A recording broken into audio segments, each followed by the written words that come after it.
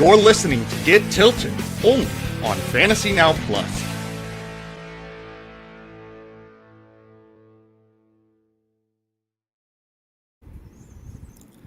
Welcome in. What's up, everyone? How are my best ball brethren doing this fine Friday evening? It is the weekend officially.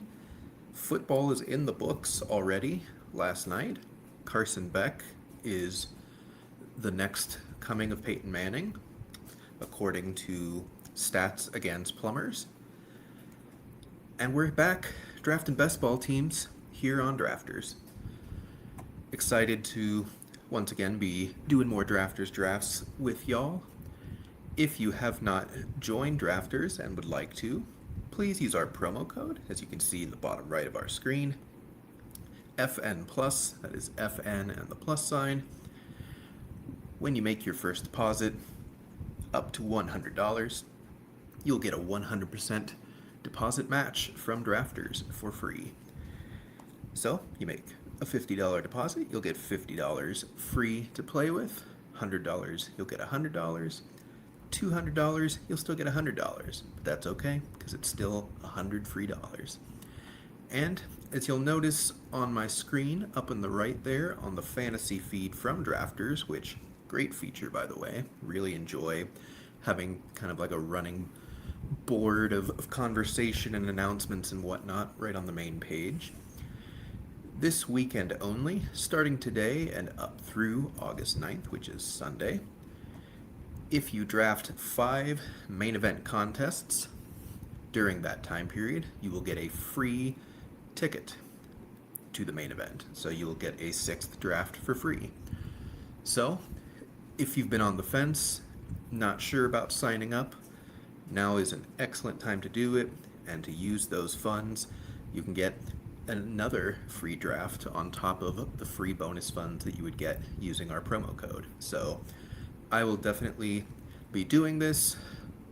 We'll do a couple right now here on stream, get me towards that 5, but I will definitely be hitting 5 so that I get a 6th free one when they send them out on Monday. So without further ado, let's go ahead and hop into the main event.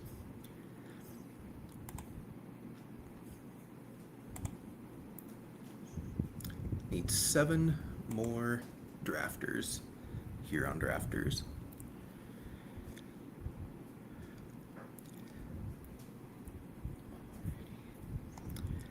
I did not watch any of the Hall of Fame game last night, but definitely had plenty of folks talking about Carson Beck's performance. I am a Cardinals fan, unfortunately, against my will, so lots of people asking what I thought, and my thought was that I could not care less because he was playing Plumbers, and you know, it's one game, no game plans from any team, no plays from any team, no anything, just basically backyard football. So is it good that he could at least do that? Yeah. You know, you would hope a 3rd round pick could at least do that. So there's at least a baseline level of competence that I honestly wasn't sure was there, but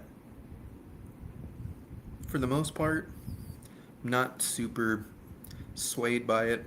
Hopefully the Cardinals are not super swayed by it, but I guess we will see.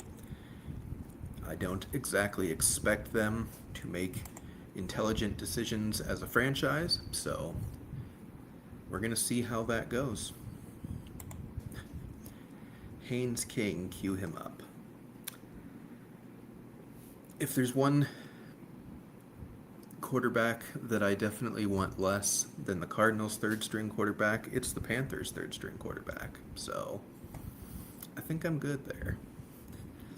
I think I'm good. Maybe if there was preseason best ball, but there is not. Though that would be a very interesting time all around if that contest ever was made to exist.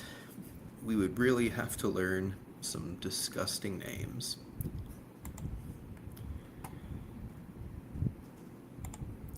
Waiting on 6 more people for this main event still.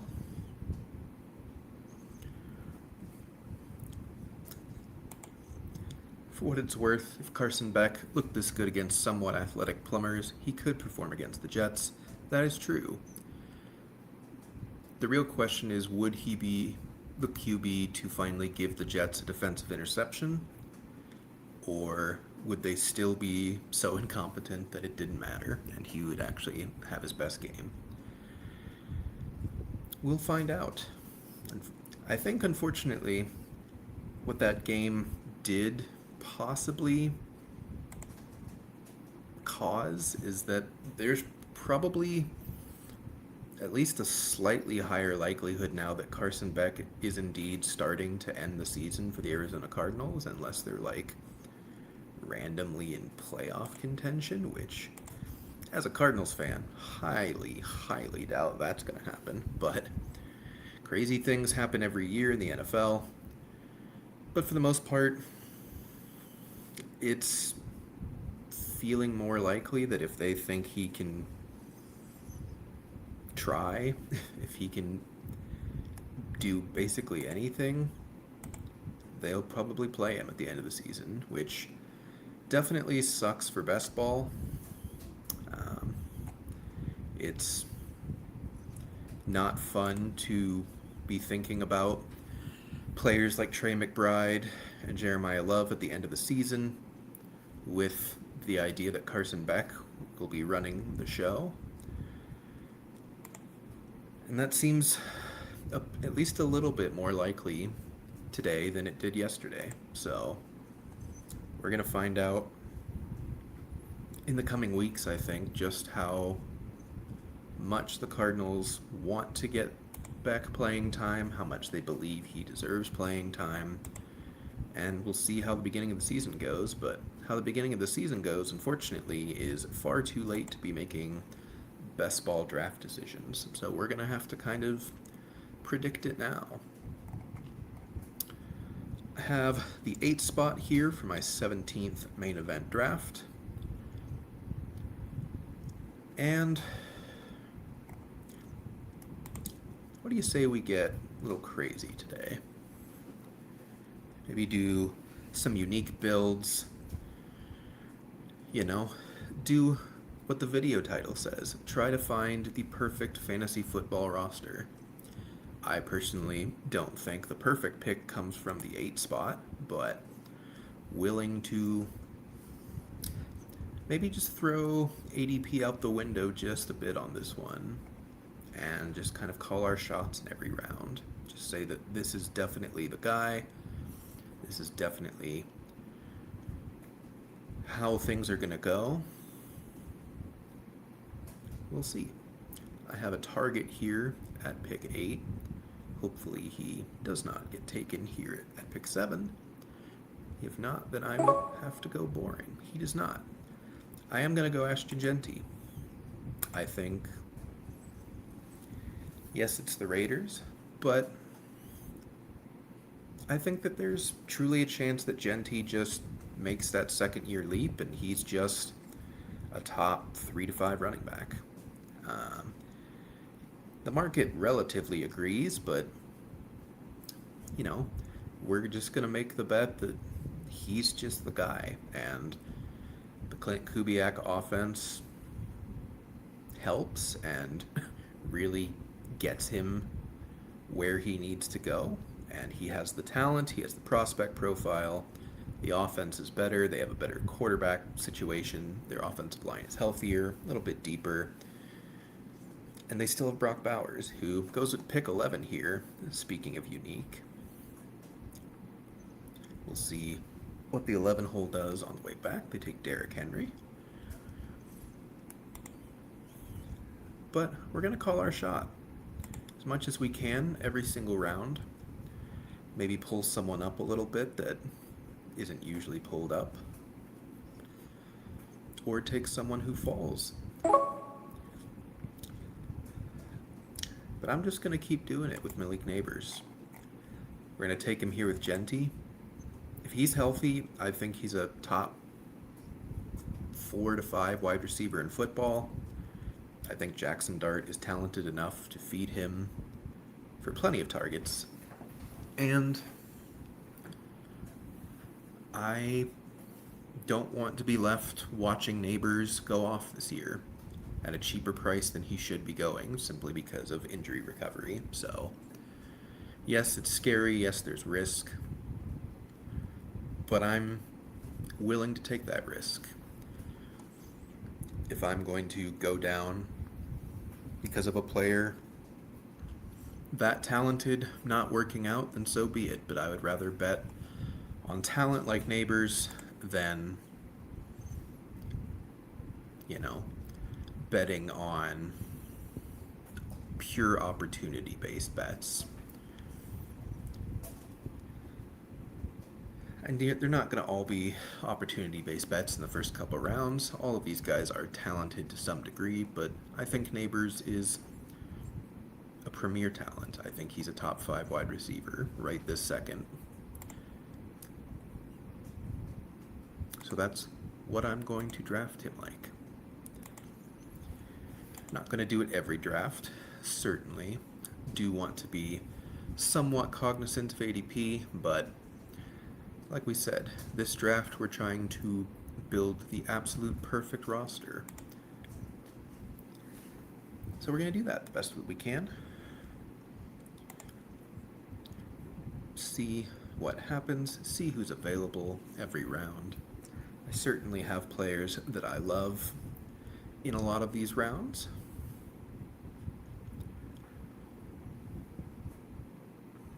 For starters, if Trey McBride gets to me, I think that's a lovely pick.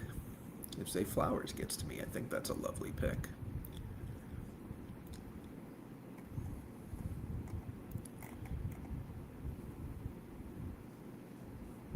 Let's see what happens. Looks like this drafter might just auto Trey McBride. They do not auto, but they still take Trey McBride.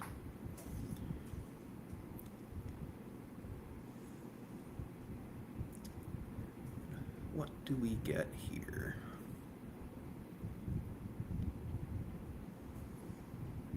A lot of thinking. Takes Kyren. I'm going to take Zay Flowers.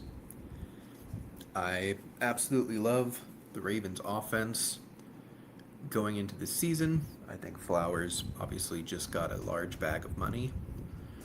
He is the clear and obvious primary target for Lamar Jackson, and I want to bet on this Ravens team. CeeDee Lamb in the second is pretty funny. Just doing it for the screenshot. Yeah, I have yet to get a Jefferson Lamb start on the turn. That's a really awesome start that I wish I had access to. Has not happened for me yet, even through 200-something drafts. Definitely jealous of that. I believe they were actually in our drafts yesterday as well. I'm remembering that username. So, yeah, on their 112th draft, they have a nice 12-hole start. Definitely have a couple primary targets here. We'll see if either of them get back to me. Probably not, but you never know. Could have some people that are trying to get unique as well. Nothing too unique to start for me so far. Got Ashton Genty, Malik Neighbors, and Zay Flowers. Pulled up Neighbors to pick 17 to pair with Genty. At this point with Neighbors, I've talked about him a lot. I'm just kind of taking him everywhere in the second round because I want combinations of all of these types of players with Neighbors. All the good wide receivers, all the good running backs, even pairing like Brock Bowers with Neighbors, stuff like that. Trey McBride with Neighbors. Just wanting to get the players that I really want. Because I think Neighbors could be a key part of this season. about on the clock here. I have one guy in mind. Jalen Waddle goes. He was one of the two guys that was definitely on my mind. Definitely didn't expect to come back, but was kind of hoping when we got to this point, but he goes at pick 39. T. Higgins goes. I'm going Luther Burden. I believe. I believe in Caleb Williams. I believe in Ben Johnson. And I believe in the talent of Luther Burden. I think the Bears' offense is going to be a top 5 offense in football. I'm trying to get my exposures to a point that reflect that. A lot of it's coming through Burden. I try and get Loveland. Loveland is one of those players that just tends to always go early, which is weird because you would think his ADP would reflect that, but it doesn't. So he just always goes early in drafts that I'm in naturally, it seems like. But want more Loveland. Haven't been able to get him. Getting plenty of Luther Burden. Feel good about it. I think at least one Bear is going to absolutely smash this year, possibly multiple Bears. If both Burden and Loveland are as good as we're hoping, then I think both of them could smash. Would leave Rome a Dunze high and dry for sure, but I think the only way Rome really pays off is just everyone's just good. No one ascends to great or star level. Everyone's just good. And if everyone's just good, Rome's probably the only Bear that actually pays off his ADP. But even then, he's a 5th round pick by ADP. Like, he's only 1 round after Burden and Loveland. It's pretty pricey. So, we'll see how it goes. I'm excited for the Bears this season. Will definitely be a team that I will keep my eye on for sure. Cam Scadaboo's floating around here at the top of the queue.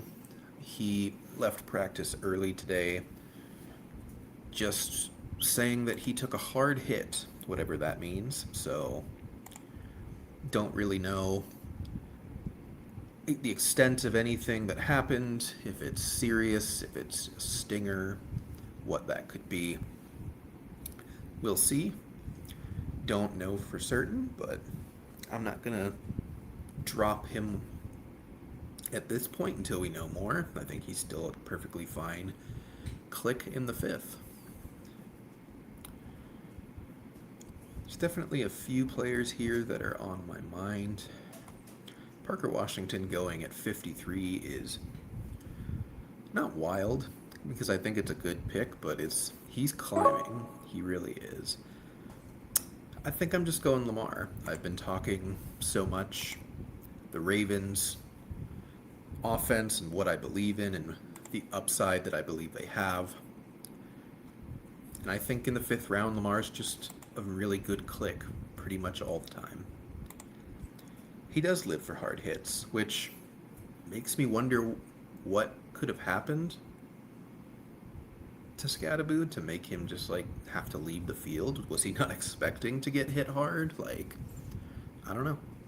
Hopefully it wasn't concussion or leading with crown of helmet, but it is Cam Scadaboo, so would not be shocking at all if he smacked his head into another player or a wall or something. We'll see. Right now it's just left with hard hit, which is not the best news for a football player in the NFL, but we'll see. Slam Lamar for the stack, then get Bateman later. I've been all in on the Ravens. I don't know. Let's actually look. Do I have any Rashad Bateman? I have 2% Rashad Bateman, 5 out of 203 drafts. That feels fine to me. If he's the one that burns me, oh well. I would rather bet on Jacoby Lane. I'd rather bet on Elijah Surratt.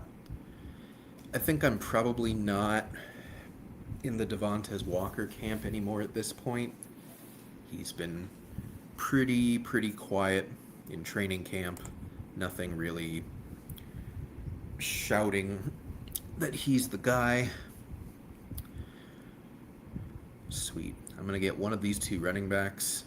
Would love Travion, but I expect him to go here to the 9-hole drafter.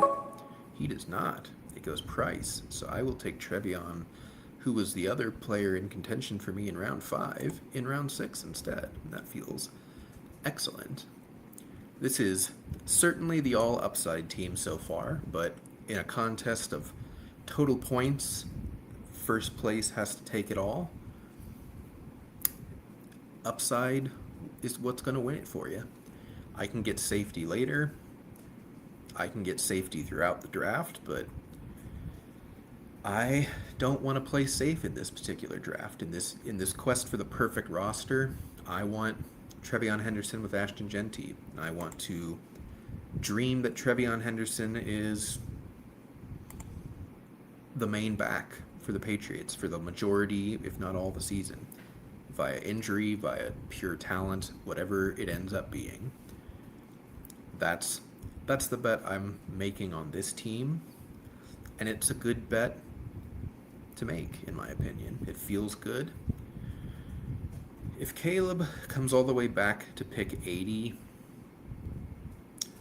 I'd consider it. I don't love going 2 quarterbacks quite that early, but also like the rest of the players in this round in particular are just kind of like, do I care? We'll see. If he's there, I'll take him. He goes, so that's fine. That's why I took Lamar. Caleb and Lamar means you can just wait till round 20 for Kirk. Caleb and Lamar means I don't take a 3rd quarterback. Definitely not a 4th quarterback like some other people watching this stream.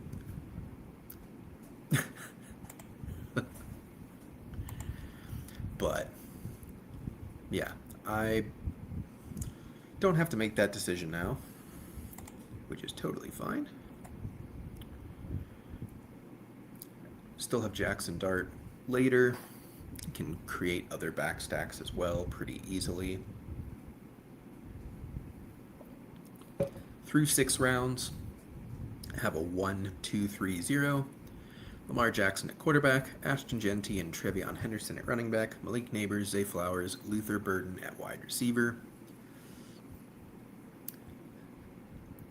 Yeah, round 7 hits. The word upside just kind of like gets flushed down the toilet in a lot of these cases. This is probably where I start doing weird stuff. I start reaching. I just don't. ADP just feels gross to me in this range. Like I have no interest in really abiding by it, if I'm honest. So, in this draft, I'm not going to. Over portfolio, I would recommend. Unfortunately, ADP is still studied and proven to be the most effective method of determining player value over a large sample. So over a portfolio, you still want to adhere to ADP for the most part, unless you just truly trust your football takes over everyone else's. Think that your pricing is the only correct one. That's certainly a way you can play it. I'm going to take RJ Harvey. Again, upside, hoping he beats out J.K. Dobbins, or for the umpteenth year in a row, J.K. Dobbins does not stay healthy. RJ Harvey gets a lot of work on what we hope is a high-powered, strong offense with a good defense. So, 3 running backs that we hope take second-year jumps. A wide receiver we hope takes a second-year jump. But that's kind of the type of player that you should invest in. Probably more than the field, to be honest. Second-year breakouts, third-year breakouts. Yes, rookies are probably the cheapest way to get talent at cost, but the second cheapest is players that could ascend. when they're expensive and the ascension is built in, that's when you probably want to fade. I did not. Thinking about Brian Thomas Jr., rookie Marvin Harrison Jr., these guys going at the 1-2 turn, very expensive. The ceiling is already built in, it's already expected. That's where you lose, and that's where you get hurt very badly. You know what time it is. It's Jonathan Brooks time. Again, upside. Second round pick, has had rotten injury luck so far in the NFL. But his competition's Chuba Hubbard, and I just don't really care. If I'm wrong on Brooks, then so be it. That will hurt a decent chunk of my teams, but if I'm right on Brooks, it will massively help my teams far more than they'll get hurt. And to be honest, that's a bet I like making. Every player has downside, every player has injury risk, every player has question marks, outside of maybe Jamar Chase, but despite all that, you have to make your decisions on, do I believe in the talent? Do I believe in the opportunity? Do I believe in the offense? What do I believe in? And I don't believe in the offense, but I don't know the talent, I'll say that. I believe in the prospect profile to some extent with Jonathan Brooks. Again, we can't super lean into the prospect profile because that was 2 years ago, and he has been injured and torn his knee twice since we were taking him in dynasty rookie drafts, but he's healthy. They talk glowingly about him. They seem to really like him in camp. They seem to really think he's got a great opportunity ahead of him, and I think we should lean into it. Do I think you should go ahead of Chuba Hubbard? I don't know. What is Chuba good at, really? He's a fine football player. He's a fine NFL running back, but he just kind of just fine at everything. He's not good at anything. He's not particularly bad at anything. He just kind of exists.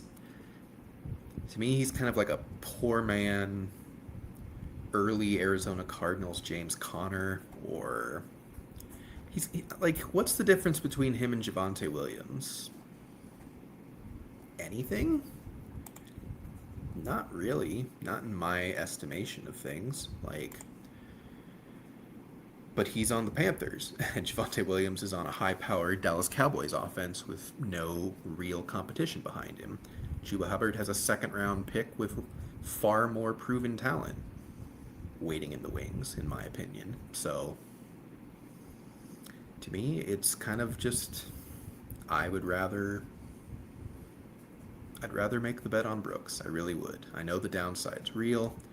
I know that there's a real chance that he does not see nearly as much work as you would like taking him in the 8th round, but finding running backs with a pulse after the 8th, 9th, 10th round is not a fun endeavor by any stretch of the imagination. So we're about back up here in the 9th round. I've got 2 players on my mind. Unfortunately, Harold Fannin goes. He was one of them. I am just going to take Jackson Dart, get that second stack. I was really hoping Fannin would get to me, but that's okay. We can go late tight end. With Lamar and Dart, a little injury prone, but probably not going to draft a third quarterback unless I get a massive value somewhere down the line. Looking through ADP, definitely have some more targets, certain players that I would happily take here in the 10th round. Once I do so, I'll recap the team so far. We are 3 picks away from being back on the clock. drafting what we think is the perfect all upside team feels very good so far, I'm not going to lie. It's been a very enjoyable endeavor to kind of say poo-poo to ADP. And I'm going to take Bill, because I think he's the starting running back for the Washington Commanders.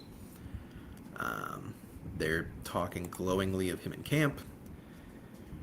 Doesn't really sound like Katron Allen is doing much of anything, so I don't think he's dead, but I think that dream and that potential is fading by the day. Rachaad White is just kind of a mediocre running back. Again, does everything okay. He's not great at anything. I would say he's close to great, if not great as a pass catcher, but like only as a pass catcher, not really as like an actual like threat once he gets the ball in the open field. He's just kind of a dude at that point. But yeah, everything out of camp sounds like they want Bill to handle more third down work, more pass catching situations, more pass protection, more opportunities. And if that's the case, he's just wildly more talented than Rachaad White. He's wildly more explosive. It's a good offense that we want to invest in. And that's what I plan to do. I have 15% of Bill before I took him, so that probably bumps me up into the 16 to 17% range at this point. His cost is wrong, just flat out. Camp reports agree with me. Yeah. I think it was Jacob Sanderson who made this point on ship chasing this week. But he asked a very good question that I agree with, which is why are the Washington Commanders running backs going after, the Panthers running backs, for example, the Steelers running backs, the Vikings running backs, at least Jordan Mason for some. I guess they both went ahead in this draft, but like there's definitely drafts where Jordan Mason goes ahead of them, but like all of these, even Tampa Bay, like yes, we like Bucky way more, but like if that truly ends up being like a 50-50 committee, like I would rather have whatever commander back is here than a Buccaneers running back. So for me, I just think it's a mispriced position. One of them is probably a correct answer and one of them probably an incorrect answer. And I would like to figure out which one is correct. And so far I've said it's Bill. We're back on the clock.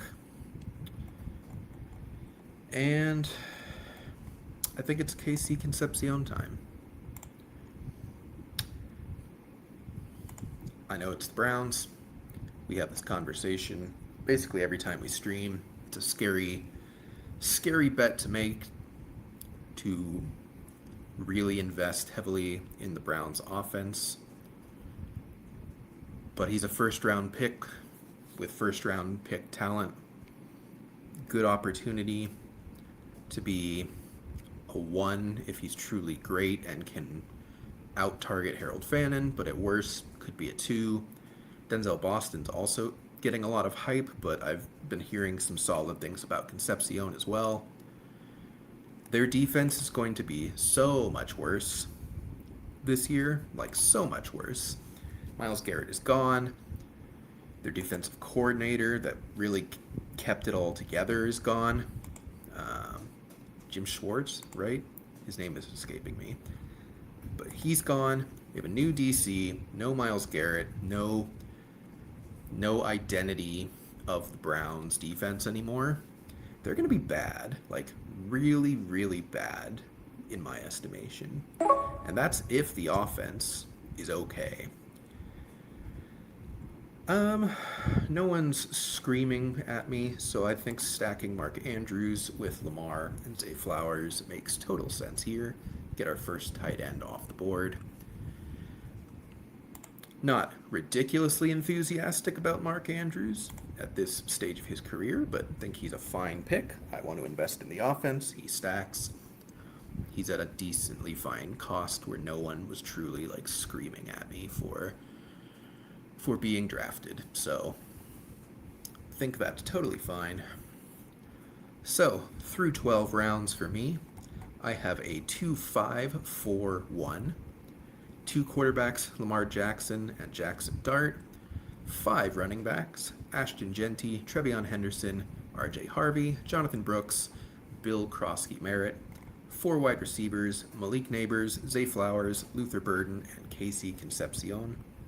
And our first tight end, we just took Mark Andrews here in the 12th round. What do we think of the team so far, folks? I like this. I really do. There's a lot of upside bets. There's certainly a way this doesn't work. Totally get that, but you know, it's fun to draft a couple teams where it's just like, well, what if everything that we would love to happen actually happened? You know? I think that's a fun drafting exercise for sure. It's something that I haven't done enough really this off season, and I want to do it. So excited to see how this team comes together. Definitely going to go pretty wide receiver heavy here in the last 7-8 rounds or so. Pick up a couple more tight ends. Not sweating quarterback. We'll see if any of the super late guys is a value. Don't really care at the moment about any of them. Do not need them. And we're about on the clock here in round 13. And you know already what time it is. It's Travis Hunter time. It's Travis Hunter time. Can't have an all dream, all upside draft and not get Travis Hunter. I'm not going to mess around with ADP there. Other wide receivers that I like for sure, but Travis Hunter, to me, just has the highest upside of anyone on this draft board at cost. And the downside's just not that low. He's playing both ways, folks. He just is. Coaching staff laughs every time someone suggests otherwise. The Jacksonville wide receiver core is ambiguous. It has potential for opportunity. The offense is an offense that we want to invest in. Not much more to be said. In the 13th round, happy to make that click every single time. Yes, he probably should have gone in the 14th, but I didn't want to mess with it. So we took him ahead of AVP, and I feel fantastic about it. About to be back on the clock here. There's a few picks I like for sure. A few picks I like. We'll see what happens here.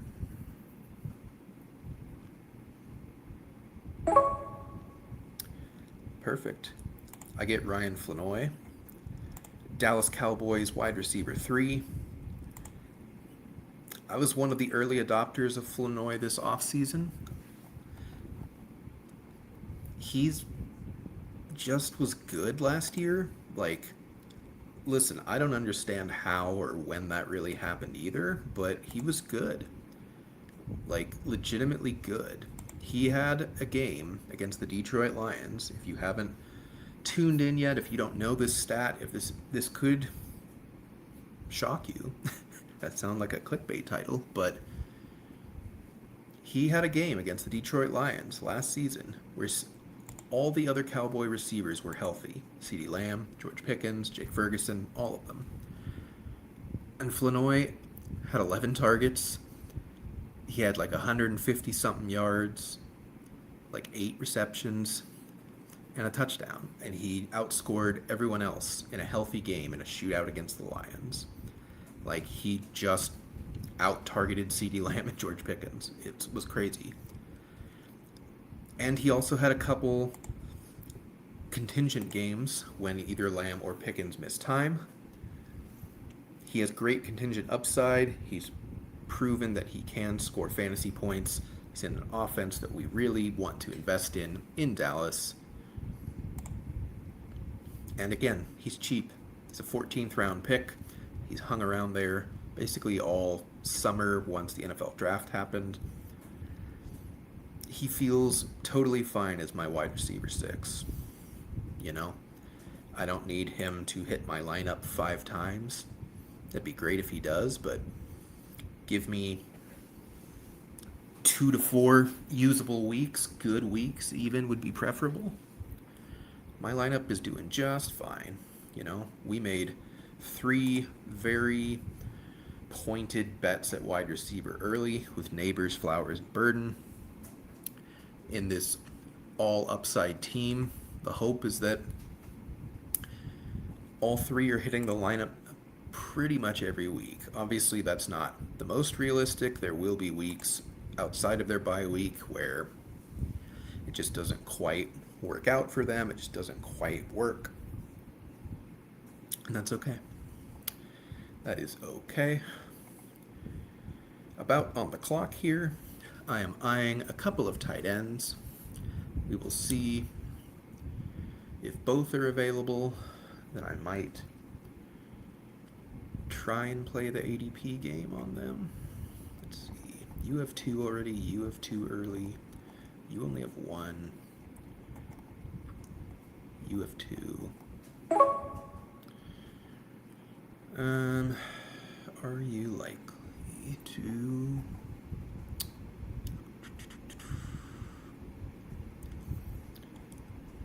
You know what? We're going to take Greg Dulcich. It's probably the least upside out of anyone we've taken so far, but I also would argue that maybe not.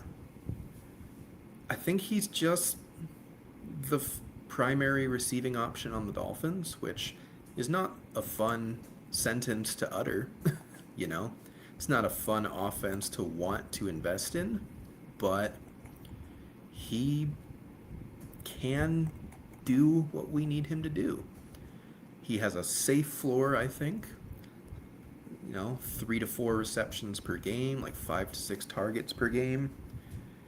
Somewhere between 30 to 60 yards, and if he gets a touchdown, he hits the lineup. If he doesn't get a touchdown, he's probably not hitting the lineup, but he's safe. He has some upside if Malik Willis is anything other than what we're expecting. He has juice. Not hugely invested in him, but I think he makes sense as a second tight end on this team for sure. About to be up here in round 16. Again, certainly a few players that I am eyeing.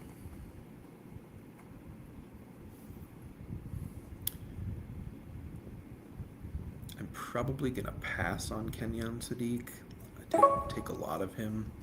Oof. I was really wanting Tank Dell on this team. That kind of sucks.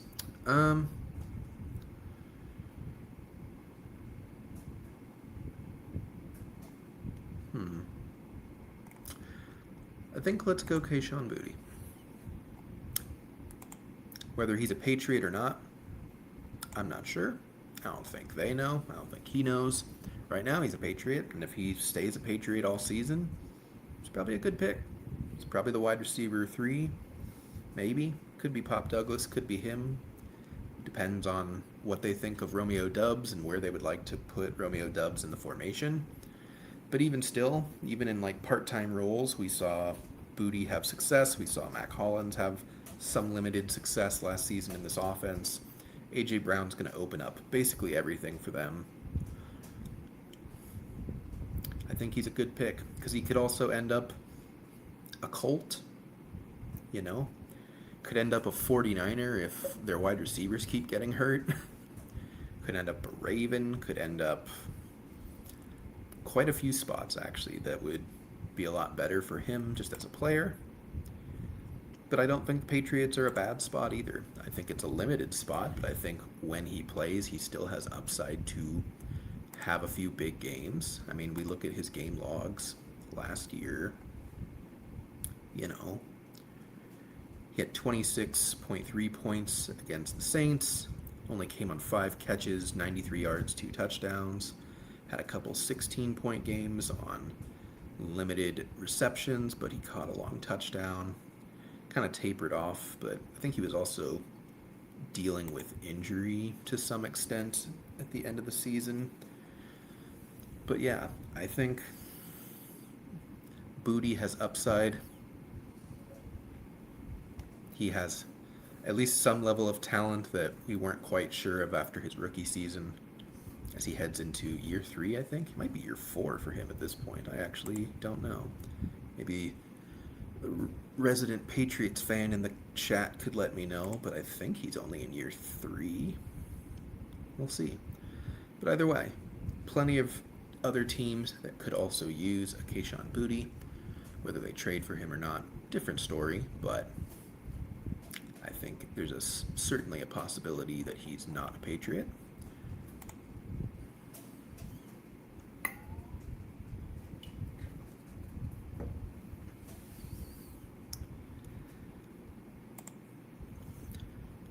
Cyrus Allen in the 17th round. We just keep getting more and more bullish on some of these players. I can't say that I blame everyone, but it is a little funny because Brian and I definitely joked a long time ago about taking Cyrus Allen in the 20th round based on like one camp report that Brian had heard, and I was totally fine to go with it. And now he is going in almost every draft, and he is going in not the 20th round. Do I think he could emerge? Absolutely. I will take him sometimes when he's in like the 19th, 20th round, especially if I have Patrick Mahomes or just want a Chief. But I also think that there's just as much potential that he dazzles in camp and is still there like wide receiver 5 when it's all said and done. So I take plenty of Tyquan Thornton. I have 5% of him. I think it's definitely makes sense to just kind of keep your ears to the ground, listen to see what is happening in Chiefs camp, pay attention to their preseason games, see what the rotations are, but I think there's going to be some level of mystery on Cyrus Allen all offseason, and, you know, at the very least, it does feel like he might at least be working himself into playing time to some extent. How much and how useful it will be for fantasy is obviously an unknown, but I don't think he's like Jalen Royals last year where it just like meant nothing and Royals just never did anything. But we'll see. Now, Fernando Mendoza is here all the way at pick 209. He is tempting with Genty. I just don't think this team needs... Well, no, let's do it, actually. Dart and Lamar are both a little injury prone comparatively, so time will tell whether Mendoza's even playing, if either of them get hurt and when, but he's an upside shot. If he's truly great late in the season, he could hit my lineup once or twice. It's a somewhat weak stack with Ashton Genty, but when you get a value, when you get the number 1 overall pick at pick 209, just take him, you know. Figure it out later. And again, it's a pure upside bet. And that's what this team is all about, pretty much. I think the only pure upside pick that I didn't make that I could have, I was debating between Dulcich and Terrence Ferguson. I went Dulcich, a little bit of safety. I think Ferguson is all upside, but also is like true painful zero potential. I think it's getting better for him. I don't think it's like people that drafted Elijah Arroyo last year just got nothing from him. People that drafted Terrence Ferguson last year basically just got nothing from him. I don't think it's going to be quite to that level, but it could be. So 2 rounds left. We are sitting at a 3-5-8-2. Lamar Jackson, Jackson Dart, Fernando Mendoza at quarterback. Still the 5 running backs of Genty, Henderson, Harvey, Brooks, and Bill. Wide receiver, we're now up to 8 with Neighbors, Flowers, Burden, Concepcion, Travis Hunter, Ryan Flanoy, Kayshon Boutte. Took Jeremy Bernard in the 17th round. Didn't really talk about that, but that's who we took. And Mark Andrews and Greg Dulcich at tight end. I'm thinking probably a wide receiver and a tight end to finish this off. Although tight end is once again very, very wiped. I don't know if I really want, I do want a third tight end, but I don't know if I want any of these players as a third tight end, with all due respect. Tabbing over to wide receiver. There's definitely some more fun names here. I am going to take Elijah Surratt. I passed on Jacoby Lane in round 17. I took Bernard. Kind of hoped Lane might come back in round 18, but he did not. He's getting great buzz out of camp. But again, I have Lamar Jackson, I have Zay Flowers, I have Mark Andrews. We'll keep building out that Baltimore stack. I feel totally good about that. Yes, Lane is getting the buzz right now, but there's also a chance that both Surratt and Lane replace Bateman, and they're just the wide receiver 2 and wide receiver 3. And if this is an up-tempo team that's, going a lot more 3 wide receiver sets than we're used to from a Ravens offense, that feels good to me.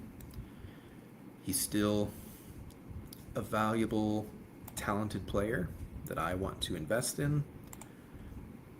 He's in the mix, which is good, at least from the sounds of everything in camp. Lane is certainly putting on a better showing to this point, but there's still plenty of time. We have played 1 preseason game. Week 1 of preseason doesn't officially start until next week, so plenty of time. Lots of stuff can happen. I just want to have a piece of the Ravens offense on the cheap, on top of the expensive ones that I took. Let's see.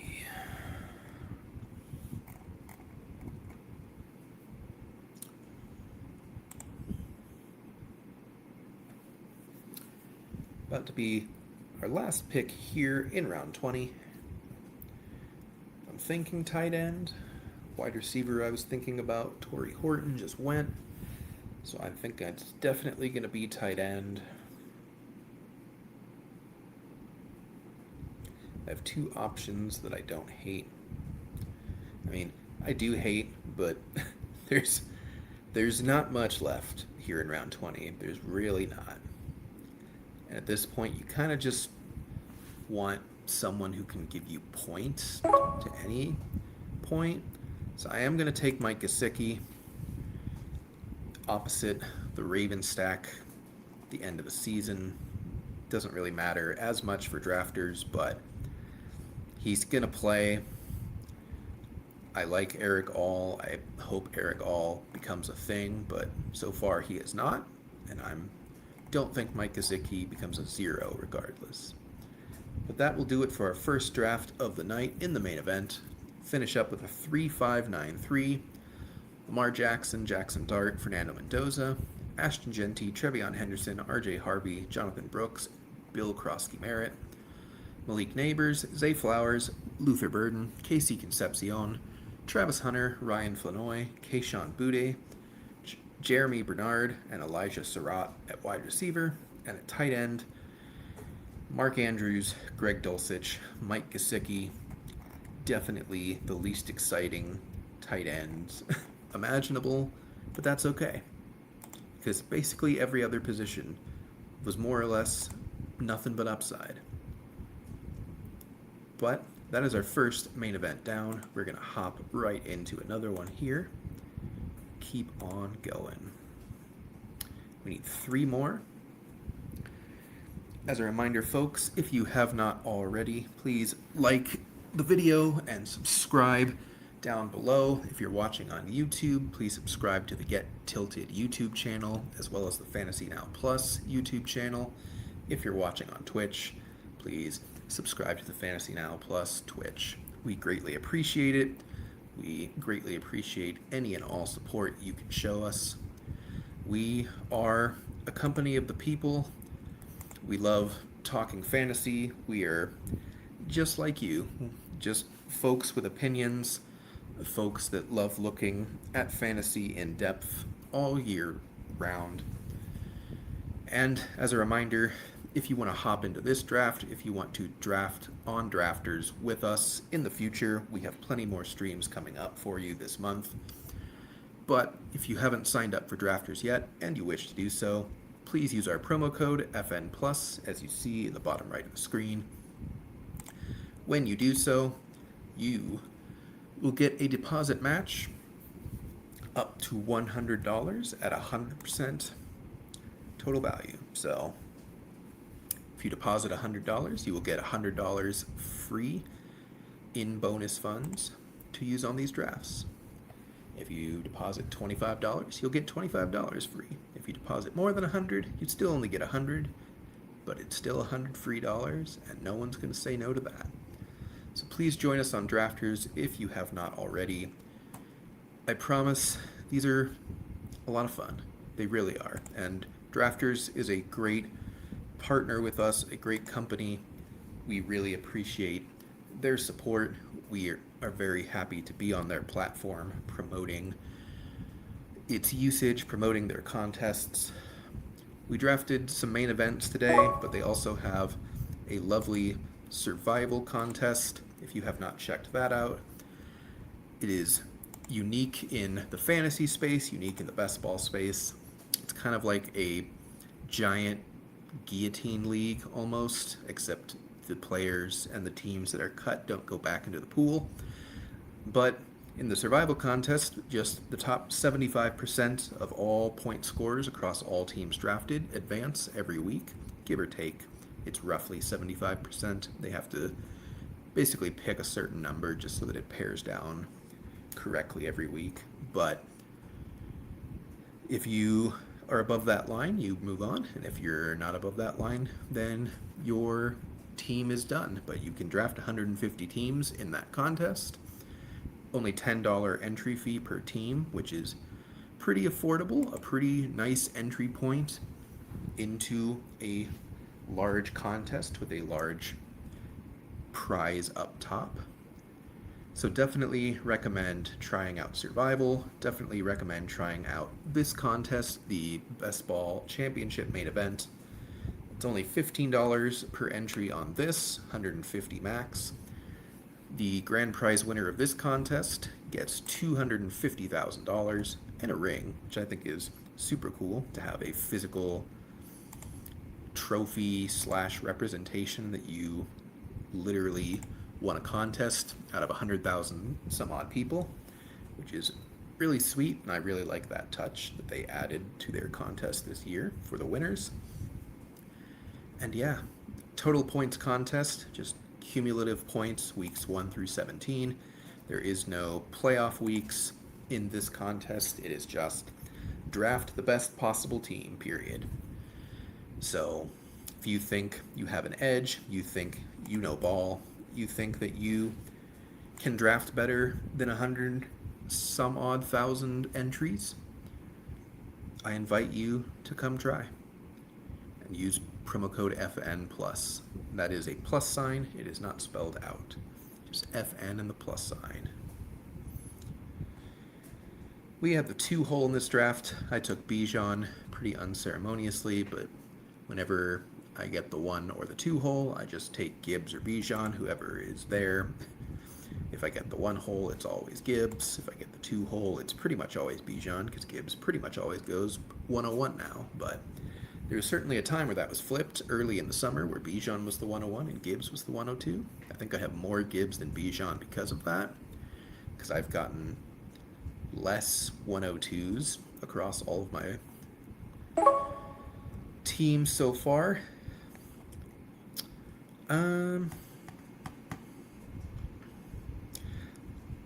Let's go George Pickens. I only have 5%.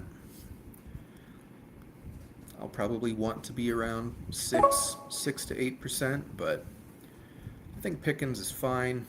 I think he's a solid pick. No pun intended there. And let us pair him.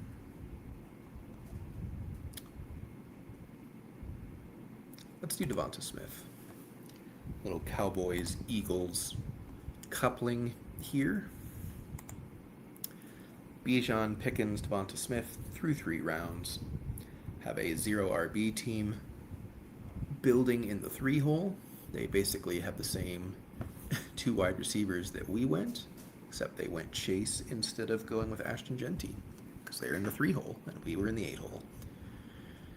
4-hole goes the double elite tight end, which I think is a strategy that you should do a couple times if you're building a portfolio, because there's a chance that both Bowers and McBride are players that you absolutely have to win. I think that's totally fine. They have different bye weeks this year, which is great. He will never need a tight end, that's for sure. Provided they both stay healthy, of course, but we can't ever know that drafting in August, or even in September for the most part. Pretty crazy that NFL season's just over a month away. Definitely feels like summer has just flown by.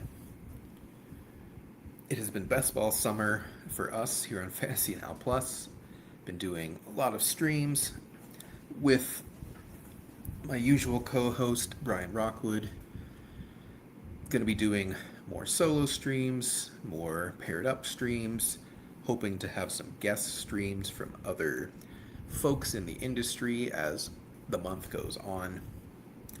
Lots of content in the works for y'all, and we are excited for the season to basically be here. It is the most wonderful time of the year, and I'm not talking about Christmas.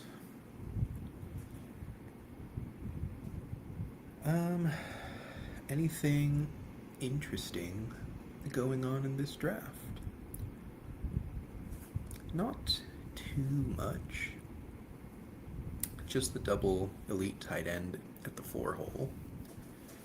I've got a 3 running back start here from the 8 drafter, Genty, Henry, and Kyron.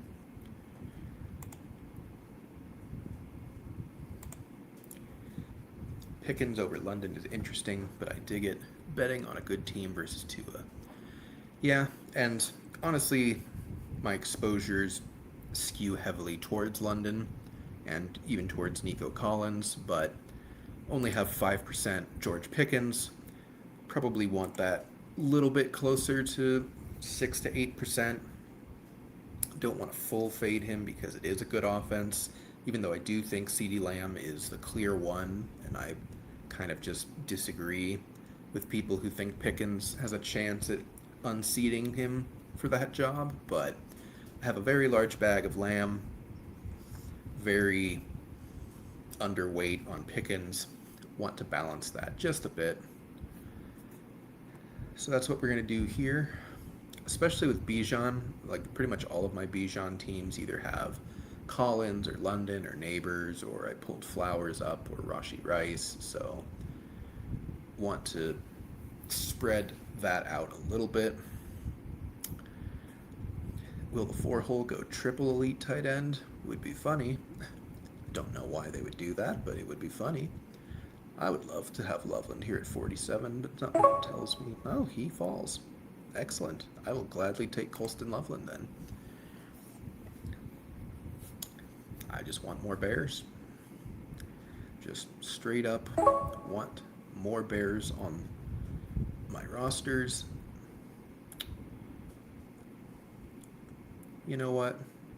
We're going to get a little crazy with it, and we're going to take Parker Washington here at pick 50. I'm going to pull him up. I'm Parker Washington pilled officially. It took a while. It took a lot of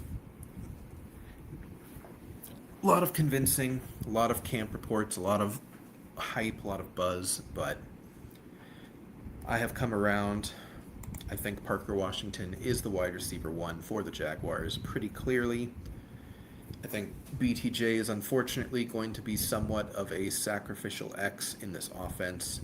The Liam Cohen offense has always skewed heavily towards the slot wide receivers, the receivers going across the middle and underneath. That's what Parker Washington is going to do. That's what he was doing last season when he had that 8-game stretch of being a top wide receiver in fantasy.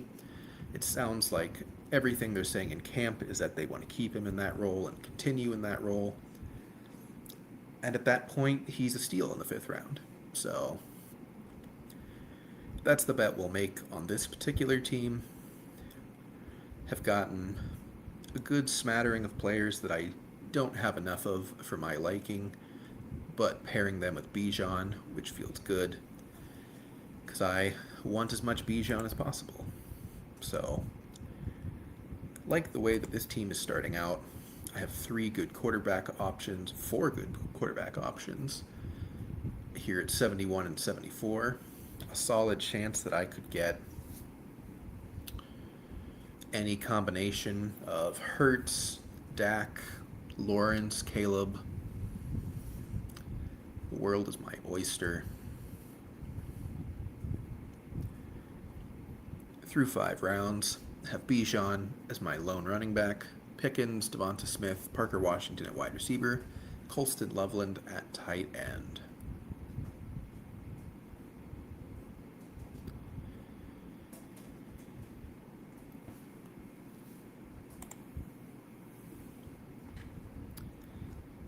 Folks, if you have any questions in the chat, redraft, dynasty, best ball, regular football, anything like that, please feel free to drop them. Happy to have some conversations, talk through your thoughts, talk through anything you want to talk about. Appreciate y'all tuning in. Happy to be drafting here on Drafters. If you did not see, Drafters is running a promo right now.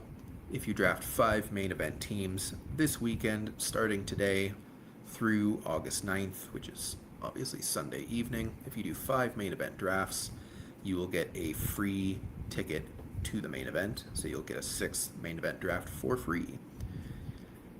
Definitely good promo that I would recommend taking advantage of if you are already on Drafters or want to get on Drafters. It's a great way to, free teams are never a bad thing. Well, if they win or not is a completely different story, and it's somewhat up to you, but can you really go wrong with free? Got some receivers falling. I imagine they go here. I don't know if I've ever seen Parker Washington and Brian Thomas doubled up on this side of the board, so that would be an interesting idea. I don't know if we're going to get to that or not. I would imagine not, but we will see.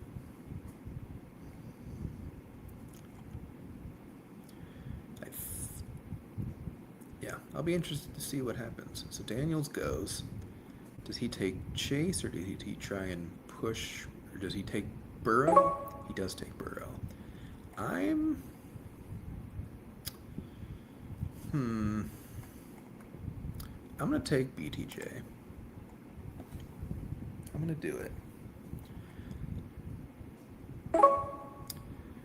And I'm going to take Jalen Hurts. That feels good. Paired with Devonta Smith. I sincerely doubt that Trevor Lawrence comes all the way back to 95, but I have, at least for the moment, most of the Jags. The 4-hole drafter has Tootin. He could pair with Trevor Lawrence. Lawrence could also go unstacked. It is not at all unheard of for quarterbacks to go unstacked in this tournament. I don't think it's the best strategy, but I don't think it's the end of the world if you don't stack your quarterbacks. I just think it's better if you do. So we'll see what happens. I don't expect him to get back to me, but we can keep our fingers crossed. 14 pick ADP slide would be something for sure. Through 7 rounds, Jalen Hurts, our lone quarterback, Bijan Robinson, our lone running back, George Pickens, Devonta Smith, Parker Washington, and Brian Thomas Jr. at wide receiver, and Colston Loveland at tight end. Feeling great about that.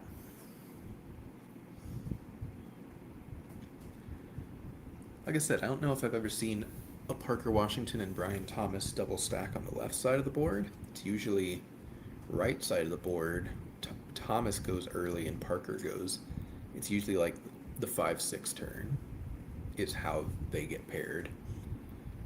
So getting it on the left side of the board would be fun. Again, really hoping for Lawrence, but hoping's a strong word. He's almost certainly not coming back, but it would be very fun if he did. We shall see. I don't think anyone is auto-drafting, which helps our chances a little bit. Could also get Dak all the way back around because the Lamb drafter passed on him, which would also be totally fine, to be honest. We'll see if we can get lucky on either of them at this point.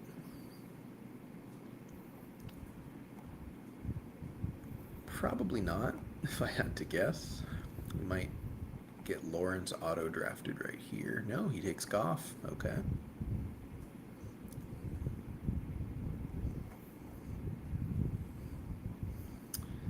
Four picks away. If both of them are gone, I like Harvey. If he's also gone, could take Mekhi Lemon and double stack the Eagles. I think Jordan Addison is fine. Harold Fannin is always nice. Little early for running backs, but being on the turn, you probably just have to pull them up if you want them. 3 picks away now. I like all 3 at the top of this board, pretty much. We will see what happens. Kyle Pitts goes. Wandale goes. So we're going to get one of Lawrence or Dak. So Fannin goes. So definitely taking Lawrence. The question is, do I take Dak at 98 if he gets to me?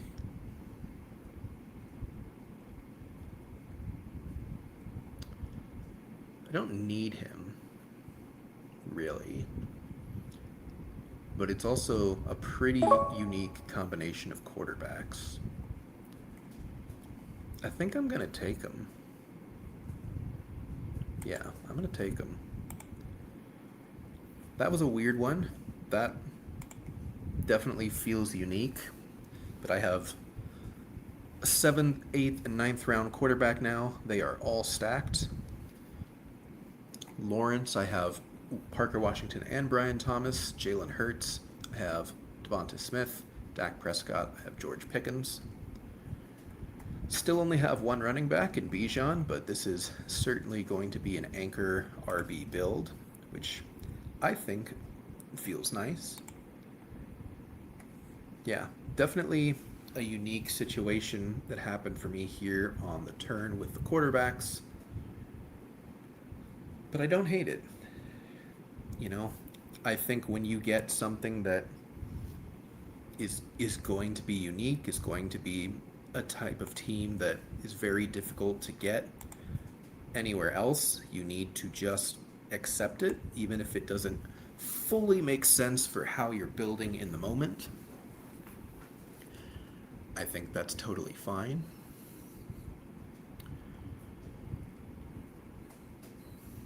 I like this team a lot. I really, really do. Everything has fallen perfectly the last four picks for me. Basic, I mean, almost across the board. Pretty much in round four, once Loveland fell, like, I reached for Parker, but I just wanted to get unique. But that reach kind of set everything else up to fall for me. So that's been very nice. I cannot lie about that. Again, running back is thin. It is anchor running back for sure. But that's okay. A lot of teams on the right-hand side are going pretty RB heavy at this point. They're already into their fourth, fifth running backs here in the 10th round. This is just going to be a modified zero RB team. We just happen to have Bijan Robinson on it. I think you should build teams like this. I really do. Especially in a total points contest where you just have a true anchor like Bijan who's just going to hit your lineup every single week no matter what. And then you just play musical chairs with the RB2 position. You know, I will be the strongest team at quarterback in this league. If I'm not, I'm already losing, but I will have one of the strongest quarterback rooms in the entire contest, just with how ADP fell. Especially if they're all good, but even if, like, Lawrence is average or anything like that, like, feels pretty good. Jacoby Myers goes. I would not stack Myers. I don't want every single Jaguar wide receiver. I do think Romeo Dobbs makes sense here. Yeah, let's go Dobbs. Probably annoyed the Drake May drafter. We are back. Debo makes some sense. There's a lot of good tight ends. I could take Goddard to stack with Hurts. I do think Aaron Jones is probably the last, like, conceivable starting running back available, though, so I am going to just take that. I do like Goddard. He also has the same buy as Loveland, so I probably want this to be a two tight end team just because of how little I've invested in running back so far, so probably would want my second tight end to be a different buy, even though it would be nice to have double stacked Eagles, double stacked Jaguars, and maybe even double stacked Cowboys in the future if I end up getting Flanoy here in the next few rounds, or like a Jaden Blue later. But either way, loving this team. We've got a 3-2-5-1 through 11 rounds. Jalen Hurts, and then very late Trevor Lawrence and Dak Prescott. Bijan Robinson, Aaron Jones, George Pickens, Devonta Smith, Parker Washington, Brian Thomas Jr., Romeo Doubs, and Colston Loveland at tight end.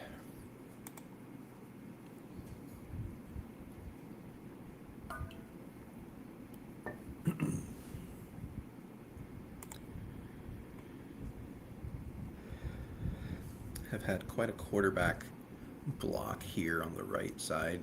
Been very heavy running back and quarterback over here. Not a lot of wide receivers for some of these teams, which is interesting for sure. If Goddard comes all the way back to 143, again, I'd probably just take him simply because it's good value, and, like, yes, I would prefer to only have two tight ends, but I can make do. I can figure it out. He goes. I could also take Ferguson if he falls all the way back, because that would double stack with Dak, which would be nice. I don't expect him to get to me, but certainly would be fun if he happened to.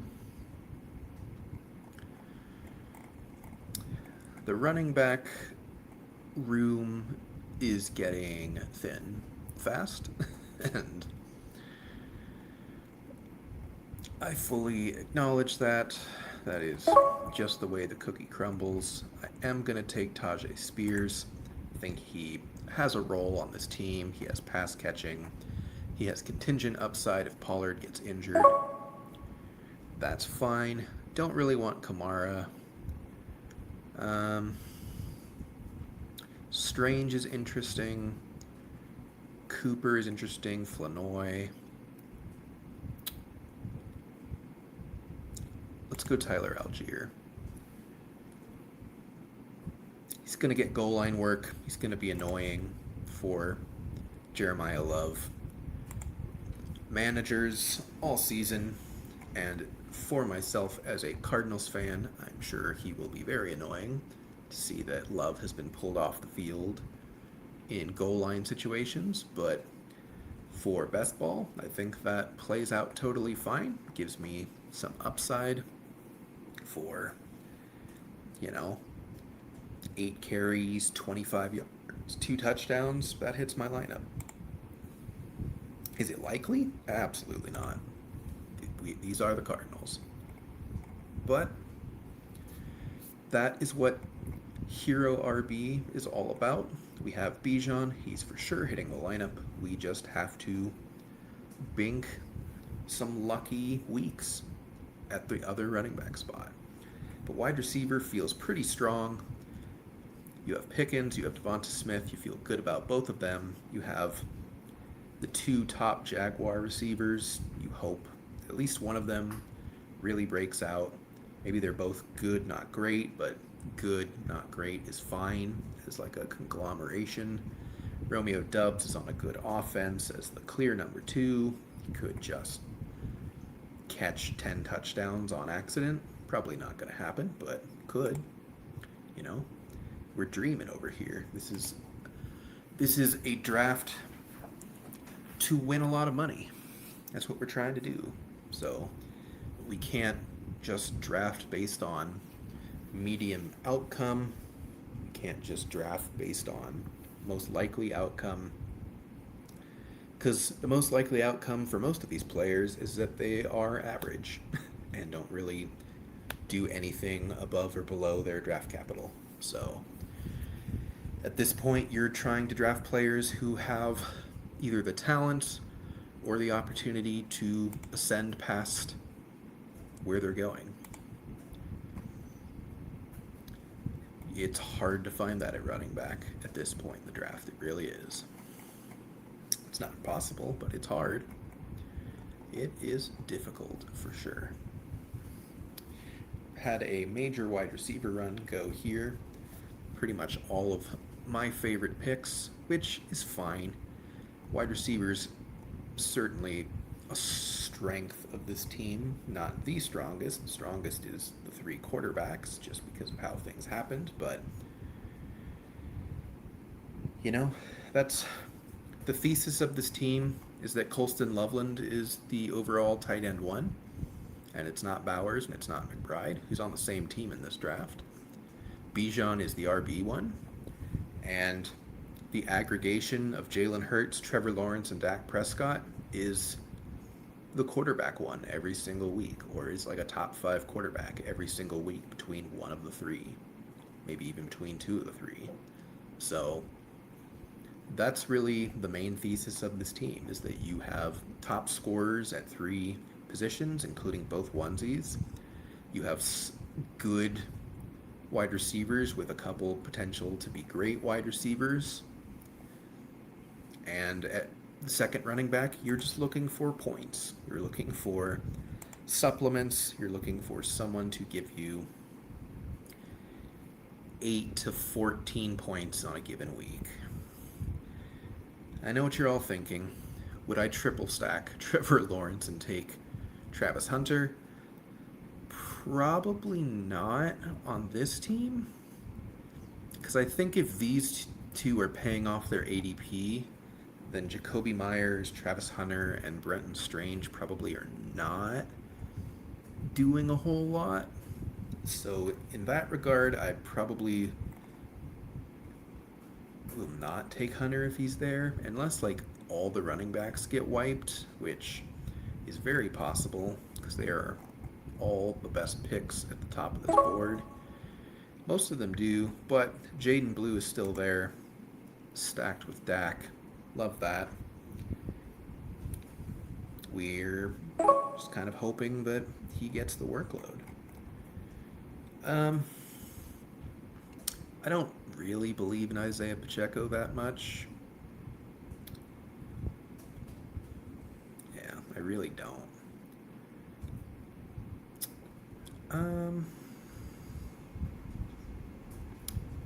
Let's go Ray Davis. Bills' offense is the clear handcuff to James Cook. If James Cook gets injured, Ty Johnson probably just keeps his role regardless of who is playing between Cook and Davis. But if Cook gets injured, Ray Davis is a smash. He's probably a 0 if Cook doesn't get injured. But you have to have at least one or two of those types of guys in a hero or 0 RB lineup. You can't just take a bunch of guys that are singles. You have to take at least one or two potential home run swings. Ray Davis is a home run swing. I think Blue is a home run swing, but also could be a single if he gets more passing down work than we're thinking about or expecting right now. He could give you a couple usable weeks, especially in full PPR. So, yeah, this grouping of 5 running backs, you literally just need 1 per week to hit your lineup with 12 points. It's easier in theory and said aloud than in practice, of course, because they actually need to score the points in weeks and ways that matter and help your team, whether they're either ping-ponging or someone just consistently emerges as the RB2 every week. And obviously, you need Bijan to stay healthy. He has so far. Doesn't mean he will continue, but if he goes down, frankly, this team is sunk from the beginning. So, like, you can't really band-aid that too much. I don't really believe in, like, handcuffing your running backs in best ball. I can see it okay if you're, like, very sure that they are the clear handcuff. They will not suddenly become a committee if the main guy goes down. Like, I do think Brian Robinson is the clear handcuff of Bijan. I don't think the Falcons would have one of their unnameable third string running backs just pop up and, like, do anything. Could be wrong on that for sure, but it feels thinner to me. So, in that regard, I'll probably lean into that. I'll probably just make the bet that it's Bijan. Brian Robinson goes anyways, so it's not a discussion we even need to have at the end of the day. We are in the 16th round here. Got 5 more rounds left. These 2 drafts have kind of flown by. I still need a second tight end behind Loveland. If Dulcich gets all the way back to me, I think he's a great pick. He's kind of the last great pick at tight end, to be honest. Might have flown a little too close to the sun. He goes. That's unfortunate. So the only other usable tight end is Cade Otton, but he is the same buy as Loveland. So that kind of sucks. I'm going to take Justice Hill. He's going to play. He's going to score points. It'll be boring, but It'll be good. And the other wide receiver,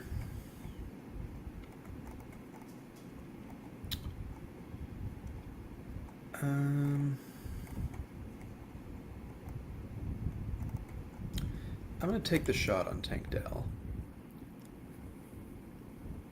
Will he be the Tank Dell of his rookie season? Absolutely not. Almost certainly not, anyways. That would be like one of the most improbable sports stories of all time if he managed to do that. But can he be 75% of what he did? That seems good. In the 17th round, like, give me 5,805. Deal, you know? Even like 4,602 is perfectly useful for me. So, I like taking the upside swing on Bell. My second tight end is just going to have to be a stinker, I think. Probably Parkinson if he makes it back. Could do Gesicki again. Could take the Kohler Express. That's about it. Can't even do Evan Ingram because, again, it's a week 10 bye. Parkinson goes. That's fine. We will see if some of the fun wide receivers make it back or not.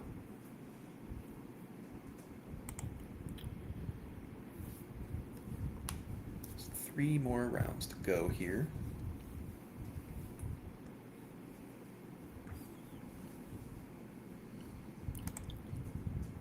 As a final reminder, folks, if you want to join us on Drafters, you want to get in these streets, draft some main events, draft some survival teams, and you have not signed up for Drafters yet, please use our promo code here in the bottom right of the screen, FN plus. That's just the letter F, the letter N, and the plus symbol. When you do so, and you make your first deposit, you will get a 100% deposit match at that time, up to $100, which you can use on these drafts. Drafters also has pick'ems for season-long NFL. They have all the other major sports and a lot of the minor sports you can do pick'ems on. There are some best ball leagues for those sports as well. They are not just a season-long fantasy football drafting site, though that is their primary focus and primary specialty. Please check them out. I highly recommend their site. Definitely care about their community, care about their drafters, and they want to be in the same breath as your DraftKings and your Underdog. And I think they're pretty well on their way to doing that, in my opinion. They're doing everything right from a company standpoint, from a contest standpoint. I think the financial prizes will only continue to grow in these contests as more and more people sign up and draft on here. So definitely recommend getting in on the earlier side of things now, where there is a lot of upside to be had. Could go boring here. I think I should go boring here. We'll take Christian Kirk. Again, just going to score some points. And we're going to press the Cooper Kupp button as well. Just get some points at wide receiver at the back end there. You know, wide receiver is stronger, but we also want to make sure that we're not just relying on 2 or 3 people specifically. We want to have a little bit of a safer baseline back there. And we're going to see what tight ends come back to us to back up Colston Loveland here in round 20.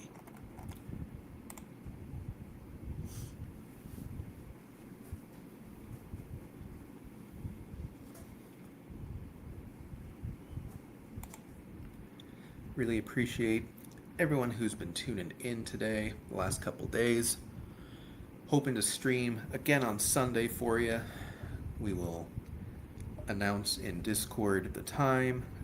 We'll certainly post on Blue Sky as well. If you are not in our Discord, please join. Should be a link available somewhere in the description of this video. Might not be available till after it's published, after it's done being live, but either way, join us in Discord if you want. Lots of great folks in there talking fantasy football, regular football, all things NFL related. Ask us questions for Dynasty, Redraft, Auction Leagues, IDP, Best Ball, DFS, the whole 9 yards. You've got folks in there that love it all, including myself. So definitely join the Discord if you haven't already. Again, would greatly appreciate it if you like the video, subscribe to the Get Tilted YouTube channel, and subscribe to the Fantasy Now Plus YouTube and Twitch channels. We have lots of great content planned for you during the season. Lots of great content that we hope to put out here in this final month before the regular season starts. Again, a wide variety of topics: Dynasty, Redraft, Best Ball. There will almost certainly be mock drafts, rankings, and then in season there will be even more content, start sits, all that good stuff. So lots on the horizon. We appreciate everyone who's been with us so far, and appreciate everyone who wants to hop in and join us for this upcoming season. Really appreciate your time, your attention, and we love building a little community here. Lots of folks who care about each other as human beings, care about fantasy football, and just want to have a good time. Man, even the Kohler Bear went in this draft. If Gesicki goes, then I'm in real trouble. Might be like, thankfully he lasts as the tight end too. That will do it for this draft. Finish up with a 3-7-8-2. Jalen Hurts, Trevor Lawrence, 14 picks past ADP. Dak Prescott, 13 picks past ADP. At running back, Bijan Robinson, Aaron Jones, Tajay Spears, Tyler Algier, Jaden Blue, Ray Davis, and Justice Hill went major anchor RB here. Wide receiver have George Pickens, Devonta Smith, Parker Washington, Brian Thomas Jr., Romeo Doubs, Tank Dell, Christian Kirk, and Cooper Kupp. And at tight end, we have Colston Loveland and Mike Gesicki. Alrighty, folks. Appreciate y'all tuning in, as I said before. That is going to do it for me today. No stream tomorrow, but hoping to be back in the saddle again on Sunday. This has been Tim from Fantasy Now Plus. Have a great weekend, and we will see you guys soon. Take care. Thanks for listening. Be sure to like and subscribe wherever you watch or listen to podcasts. We'll be back next week for more ways to win your league.